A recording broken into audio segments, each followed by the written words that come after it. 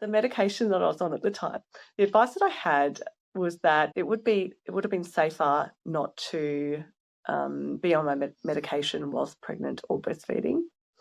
So I was completely fine with that. I knew that there were some risks, but I also knew that the pregnancy being, in fact, protective on your brain during that 9 months, I wasn't actually too worried. However, I didn't get pregnant as soon as I thought, and so the time that I was off medications just got longer and longer.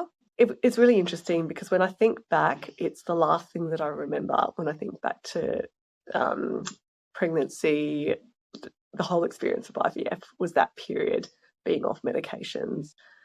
I am lucky that I didn't actually have any exacerbations during that time, but I was definitely eager to get back on the meds. So essentially I had to go back again to sort of get further advice about, at what point do I go back on them?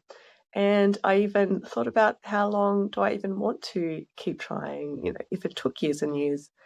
But for myself, the question of whether to continue IVF was less for me about having MS and medications, although it was a factor, but more about the psychological impacts on waiting and waiting and waiting to start a family.